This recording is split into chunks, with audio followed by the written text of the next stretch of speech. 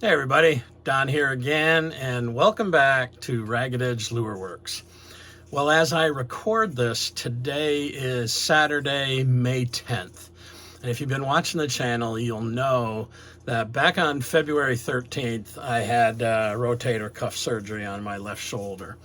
Well, yesterday I met with my surgeon, and I'm very happy to announce the fact that she gave me the green light to get back into kayak fishing, as long as I have some help loading a kayak on and off the trailer. Still not quite there strength-wise, but we're on our way. Now, next Saturday, now this video probably won't post until sometime in July, but next Saturday, the 17th of May, I'll be competing in my first kayak bass fishing tournament of the year with my friends over at the Granite State Kayak Anglers. You can be sure that I'm going to be throwing some of the lures I've painted here on this channel. Now, in the last video that came out, I painted some of these right here. This is a 110 jerkbait with a holographic foil on it, and I used some Candy 2.0 inks on it, as well as some color shift paints. I gotta tell you, that lure has been such a hit that I've had to just keep painting it. You know, when I started this channel, painting lures was strictly a hobby for me to get me through the long New Hampshire winters. I never really imagined that I would turn it into a small business, but it has, and it's kind of flourishing, and lure sales have been really good, and they've allowed me to buy a few things that I probably wouldn't have bought otherwise. You know, besides keeping me in paints and supplies, I recently got this Iwata Eclipse.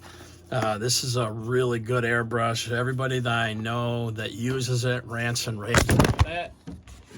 Sorry about that. Shit happens. So yeah, the new Iwata Eclipse. I told you in the last video that I was going to start using this, and I'll tell you, I've been using it on a lot because the wall is full of baits. I've been painting a lot. I haven't been recording much. But I broke this out the other day and I started using it, and it is head and shoulders above what I had been using in the past. So let me show you what we're going to do today. We're going to do more of those same holographic jerk baits, but we're going to try something a little bit different. Okay, so this video might not be all that different than the last video because I am painting up the same type of lure, and I am going to be using the Candy 2.0 paints, just a different color scheme. I also am going to be using the shifters again, but I'm going to be using obviously different colors, and I'm going to be painting it with the new Iwata airbrush. So that's what's happening. The bills have been prepped. Hang out and we'll get to painting. All right, so like in the last video, I'm going to prime the bottoms with opaque white. Then I'm going to put some pearl white on the bottoms, and then I'm going to do the tops with the opaque black. So I'm going to go ahead and paint those two steps without showing you what I'm doing. But when I come back, we'll have opaque white on the bottom, opaque black on the tops. All right, so one of the things I'm loving about this Iwata Eclipse is it's a lot easier to clean. So after every color change, I run over to the sink over there, I dump the paint out, whatever remaining paint is, and then I flush this thing with water, just opening and closing the paint feed just to let the water flush through there. Then I bring it back over, I hook it up to back up to the compressor, and then I run a little bit of cleaner through it, and you can see, I don't know if you can see it or not, but that cleaner is just flowing through there, no problem. Once I do that, I back purge it a little bit by clogging it, and then any remaining paint comes out. Then I'm just going to run a little bit of water through it just to get the cleaner solution out of there, and then I'll put in my next color, and I'm rocking and rolling. And I've painted 15 or 20 baits with this thing so far, and I have not had any clogging issues or splattering issues yet. So yeah, it's a lot easier. The other thing is, and I don't know if it's the trigger itself or if just me getting more used to trigger control, I find the trigger control on this is much more precise than the cheaper master airbrushes. So yeah, I'm glad I got this brush. Wish I would have got it sooner. But all right, next step.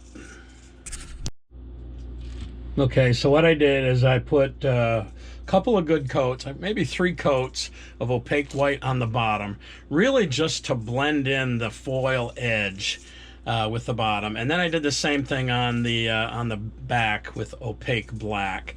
Now I'm going to use this like I did in the other one, and I'm going to use this shifter's color, which calls for orange to violet. Now these things aren't exactly what they say they are, but we're going to try this. It's an orange to violet. We're going to put it on top of black, see what it looks like. Then I'm going to mix up yellow with a little bit of blood red to try to come up with an orangish color to do the sides. I don't think I'm going to put pearl white on the bottom.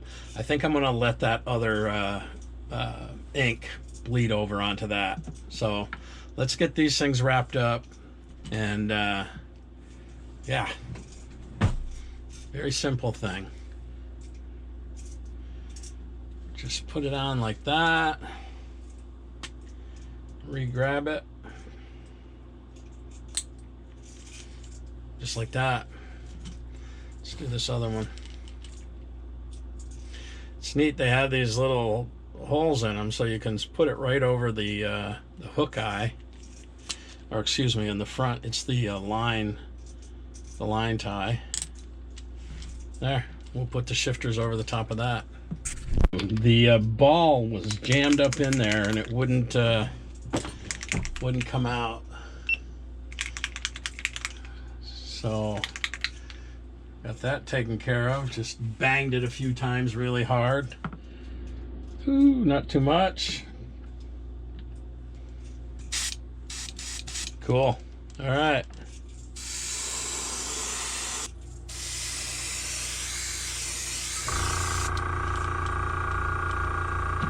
So it's supposed to be an orange to violet shift.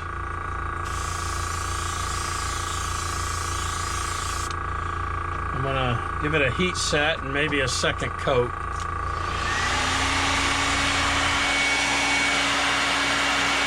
It's very thin. It also dries very quickly. The big reveal. Nice. You see that? Let's get this camera on.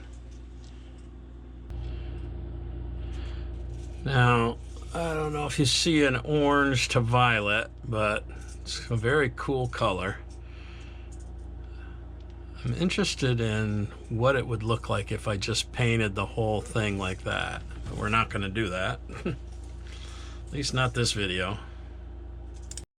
All right, so I really don't see a lot of orange in this shift. It's kind of a cool violet color, and there is a slight orangish tint to it. But my initial thought was to go with yellow and blood red to come up with an orangish side color. I think I'm gonna go with blood red and just do a really light coat on the sides to see what that looks like. I was going to do all of these at once, but because I'm experimenting, I'm just doing them 2 at a time. If I don't like the way they come out, I'll give one away and I'll keep one for myself. But that's what we're going to do. So we're going to mix up some of this with some UVLS, and we'll give it a coat, hang out. All right, changed my mind again. That blood red is really dark, so I decided I am going to add a little yellow to it. It's not really making an orange color, but it is lightening it up quite a bit. So just a little bit more UVLS. That stuff stains your hands, that's for sure. I should definitely be wearing gloves. That's kind of a cool color. We're just playing. Well, I should have gloves on, but my box of gloves is out in the garage. So I'll try not to get any more on my hands than we already have. Ooh, that's a little orangier than I thought.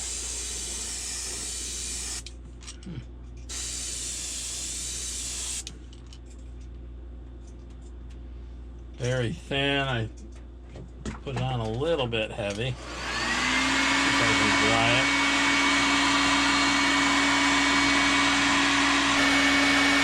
Very thin, so when I was holding it up, it was running a little bit.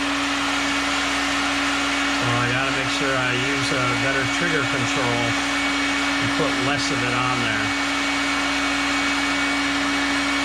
I'm gonna give it a second coat though.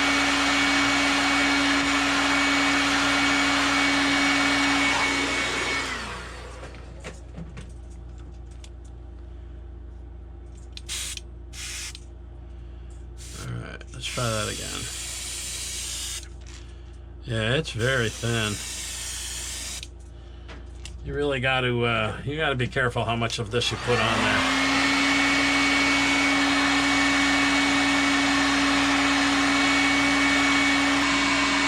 I'm going to put it on the belly too, since I got a little overspray there.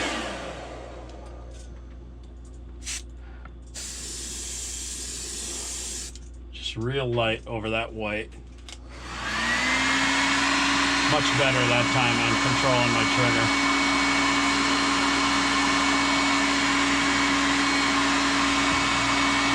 All right, let's do this one.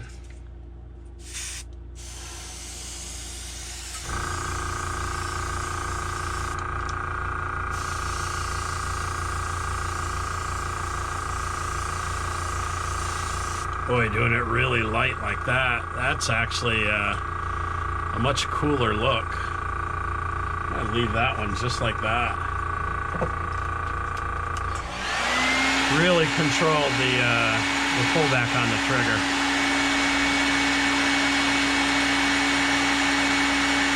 This one is much better, much lighter. I did a really light spray on it. I'm gonna leave the belly white, and yeah, I'm gonna put some black eyes on these. This one is, man, that's garbage as far as I'm concerned.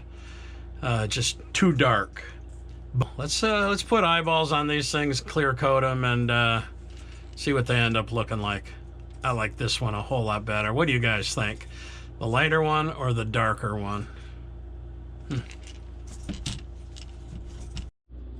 I mean, shoot, while we're just experimenting here, I'm going to take a little bit of this orange to violet shifters, and I'm going to put it over that white belly with that mesh, just to see what it looks like. I mean, you know, I'm just experimenting. We're trying new things all the time, and why not, right? Gives me ideas for future paint jobs. This definitely isn't going to be a one that I'm going to sell, I don't think. Here we go. Over white. The white might not show up under that mesh at all. Who knows?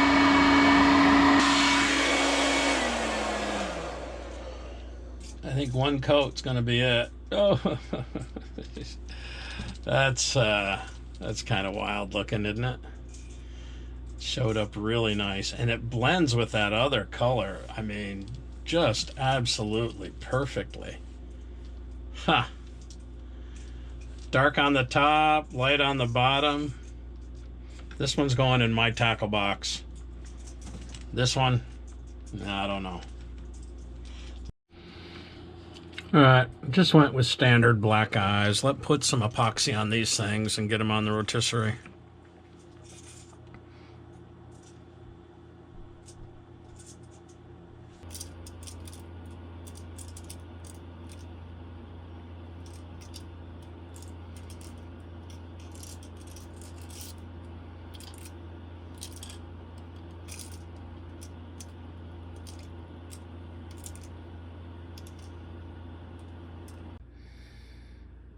All right, well, here's the finished product without hooks. And let me tell you, when I first did this, this one I sprayed like 3 coats of that red and yellow mixture that I concocted, and I got too close. You can see here where there's a little bit extra paint. Same here where it kind of started to run because that, I should say, ink is just so thin.